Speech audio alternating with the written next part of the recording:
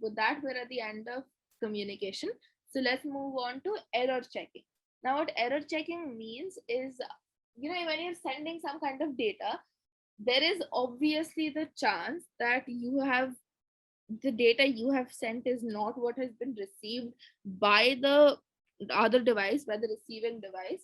So, it can be corrupted, changed in some way during transmission. And this is true, it is very, very easy because after all, it's just sending a bunch of zeros and ones, and it is very, very easy for the data to get changed. All right. We naturally don't want to have corrupted data, so that is why we check for errors and we try to correct them. So there's a lot of error checking methods, and depending on what you're using it for, some may be more effective than the others. So we'll be looking at some of these methods, and basically we'll be looking at parity check, checksum, check digit, echo check, and ARQs. So moving on, first of all, parity check. Now, for the background that we need to understand before we delve into parity check is that every data piece that we send, or any single kind of data that is being sent, is always communicated as a bunch of zeros and ones, which are binary digits or bits, all right, regardless of whatever your data is. So when you have, say, zeros and ones, something very simple, very obvious you can do is count the number of zeros or ones. So in parity check, what we do is we count the number of ones in the data, and we check if the frequency of that is odd or even. So if I am sending data like 101, so in that we'll essentially say that there are two ones, right? The first and the third one. So when we're doing that, we can understand that it is even parity because 2 is an even number. All right. So whenever you're sending the data for a parity check, you send it along with a parity bit, or which conveys whether the number of ones in your data is odd or even. When the receiving device gets the data, it also counts the number of ones in the data it has, and if it receives a different parity, then it can understand that the data has changed. So, for example, say the sender's data had an even number of ones, like my data 101 has an even number of ones, all right. But if the receiver, say, it gets 111, all right, so the data has definitely been changed, and that the receiver will then find an odd number of ones in the data. It'll find 3 ones. So what it does then is it re-requests the data. So it'll be like, can you send your data again, because there is definitely some kind of error. Now, this is one of the most simple and basic ways to check for errors. You're just simply counting. You're checking if it's odd or even, and you're rechecking when you get the data again. That's very simple. But because of its simplicity, there is a drawback, which is essentially that in the data example that I took, 101, all right, if the data becomes, if all of the data becomes zeros, it's like 000, all right, the parity of 1, which means the number of ones in the like data I'm sending is 0, and 0 is an even number, right? So what will happen then is that the parity will remain unchanged, but the data has still changed. All right. So what this means is, if two bits are interchanged, like if two ones become zeros, the parity still remains unchanged because we're only considering odd and even, right? So if two of the ones become zero, the parity will still stay either odd or even depending on what it was initially. And the receiver will never know if the data is incorrect, but the data will definitely be changed. So it's a very simple way, but it has a major, major drawback. Moving on to checksum. Now, checksum is a slightly more complicated way of calculating, of checking errors. So basically, what you do is, again, you have your data, right? It is present as as binary digits. So what you'll do is you'll convert this binary digit to decimal. We've seen this conversion earlier. So if the decimal value or whatever you've converted it is less than 255, that is the checksum. All right. Just that is it, and that is the end of your process from the sender side. Otherwise, we do this step. So we divide the decimal value. By decimal, what we mean here is denary value, which is the value in base 10. All right. So then we divide it by 256 and consider this as x. All right. I'll give you an example and it'll hopefully make this more clear. and then you round down that to the nearest integer. You multiply your integer by 256, and then you subtract it from the original value you had gotten by dividing.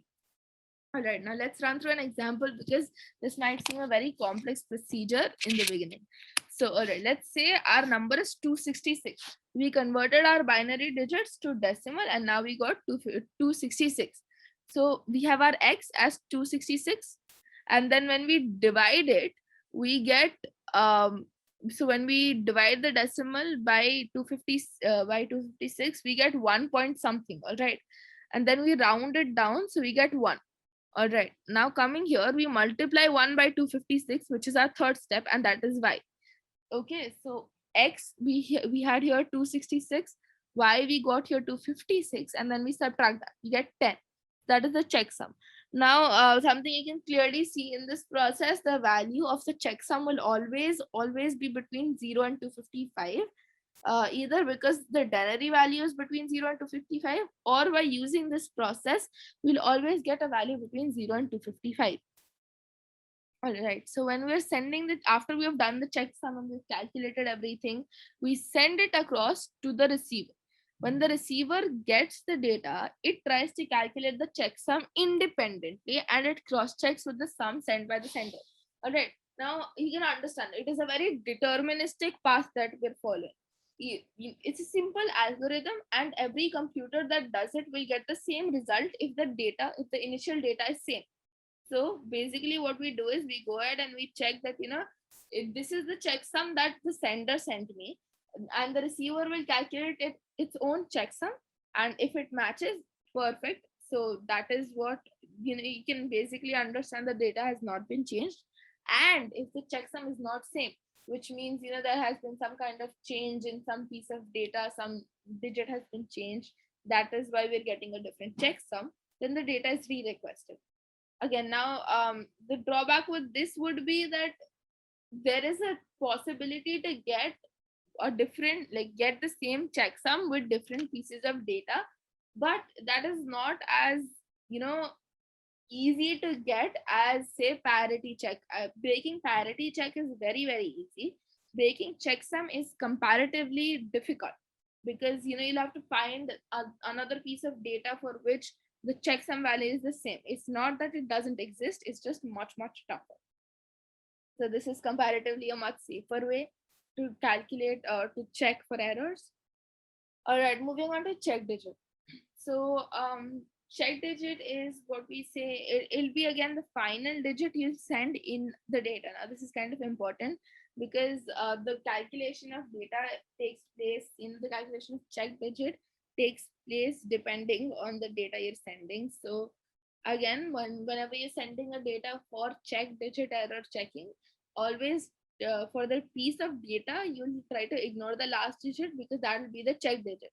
That is the final digit, and it's normally used in like when someone's typing in numbers. So there's some kind of human error that is possible. That is why we use check digit. All right, it's found in barcodes, product codes, ISBN book numbers. So it's a very commonly used thing, and its main purpose is to spot human errors. All right, coming to the methodology of how it is used. So whatever data you'll be sending, the last digit will be the check digit. Now I'll be explaining this to you using the example we have taken because otherwise it will get very abstract. So first of all, imagine the data is like the one we have given here. So 978 all the way up through 9. And when I'm sending it, I'll include 8. So after doing the entire procedure of calculated in a check digit, we got 8, but that is something we'll look into later. So as of now, this piece of data, this is the piece of data we have. All right, sorry. So basically coming here. So when we see this, we'll see that 9 is at the leftmost or first position. So although the 9 is on the rightmost position as well, we will start counting from the leftmost position. So this position is the first, this is the second, third, fourth, and so on. All right, for 1 is definitely odd, so 9 is at the leftmost position, first position, which is odd. 7 over here is at the second position from the left, which is even. So 2 is even. So that is why we consider this position even. And then we can extend this idea to every single position. Now we calculate the individual sum for odd digits and even digits. And by odd and even digits, I mean positions. All right. So over here, you can see that this is the first position. So we count that as 9. 8 is on the third position. So we'll also include that in the odd sum. 1 is on the fifth position. So we have it right here. 7 is on the seventh position over here. 1 is on the ninth position. And 6 is on the 11th position. All right, so basically what we have done is we've found out all the odd positions and we've calculated the sum for that, 32. All right, and for even positions, so now 7 is on the second position, 1 is on the fourth position, 0 is on the sixth position, 5 is on the eighth, 8 is on the 10th, and 9 is on the 12th position. All right, so we have all of that numbers being added here. Now what we do is after we've calculated the sum of the digits at the even position, we multiply that number by 3. And so that would then be called our even sum. All right, now then what we do is we add the odd sum and we add the even sum. All right, so we add 32 plus 90 in our particular example and we get 122. Now modulus of 122 with 10. Now essentially what modulus means is the remainder. So if you're dividing 5 by 2, all right, so we'll say that the remainder comes to be 1. So 5 modulo 2 is 1. All right. Similarly, say you're dividing 122, you're getting a modulus of 122 with 10. All right. So you're doing 122 divided by 10. So the quotient will be 12 and your remainder will be 2. And that is what we're concerned with right now. So we get 2. And then we have the check digit, which is what we'll be sending. So that will be 10 minus this, minus the remainder that we got from here, which is 8. I understand this is a very complicated procedure.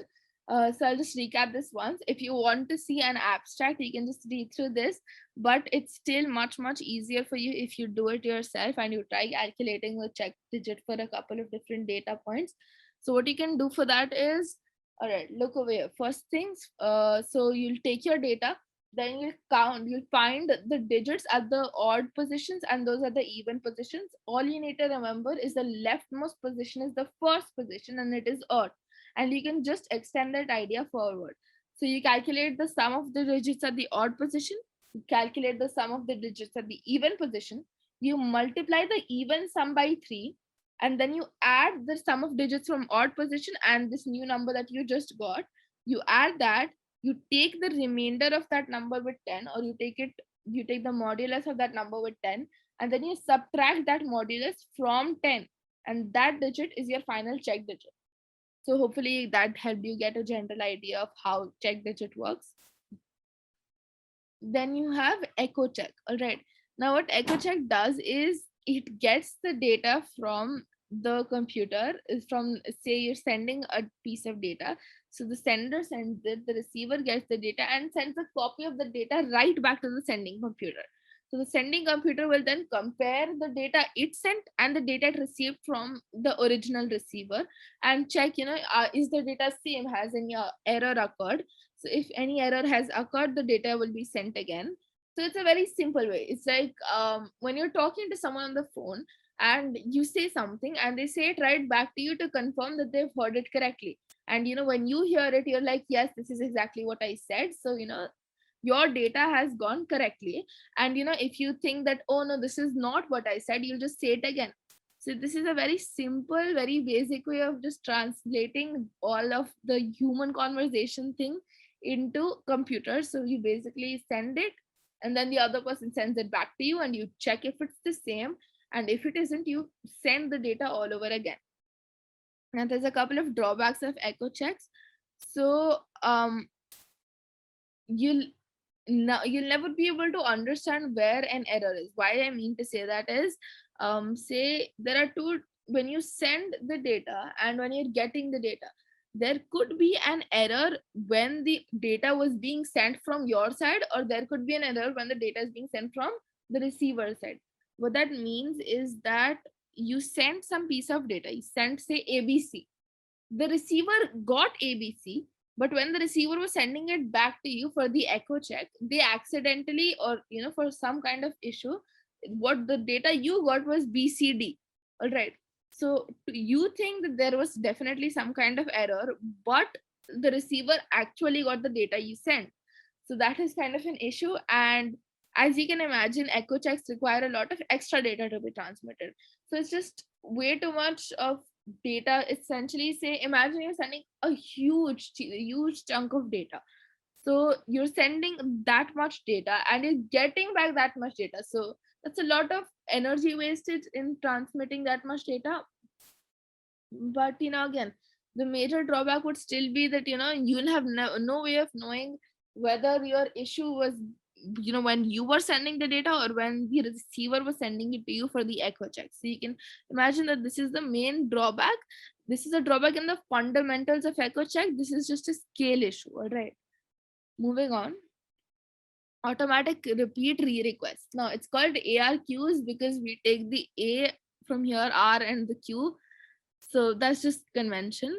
All right, now background. So basically this form of error detection requires a system of acknowledgements and timeouts. So we'll discuss what an acknowledgement and timeout is. And this is mainly used to ensure that especially when you're using an unreliable service. So imagine you're in a public place and you're using the internet over there. So that is a fairly unreliable service to send data over. So this helps you ensure reliable transmission over that kind of service. So the method for that is the sending computer will send out some data. It waits for the receiver to send an acknowledgement that the data has been received. All right. Now, what happens is if you're sending data over an unreliable service, there is a chance that the receiving computer does not receive the data at all. So, what this means is the sending computer sends the data and the receiver has to send back an acknowledgement that the data has been received. And what we mean by the timeout is it's a set period of time. All right. So, if any acknowledgement is not received from the receiver within that set period of time, the data is resent automatically. All right, and this will keep happening until the acknowledgement is received from the receiver. So you can imagine this as, say, you sent a gift to someone using a postal service. All right, so you sent them the gift and you're like, call me when you get the gift. All right, but they don't call you. All right, so what you do is, let's imagine you have an unlimited supply of gifts. And what happens then is that you just tell them that call me when you get the gift, so I know you've gotten the gift. So, and then you decide that if I don't get the call from that person in 2 days, then I'll resend the gift, because then that's the amount of time that the gift should have taken to reach them. So you'll understand there has been some kind of issue in the transmission and you'll just send it again. So after 2 days, you don't get a call from that person acknowledging their receipt. So then you go and you send the data or you send your gift again. And you keep doing this cycle, waiting for 2 days to get a call that, okay, I got the data, got the gift, thank you very much. And you keep waiting for that to happen for 2 days. And if it doesn't, you keep resending your gift. So that happens till you finally get the call. So you can just imagine this to be some sort of similar analogous transmission. All right.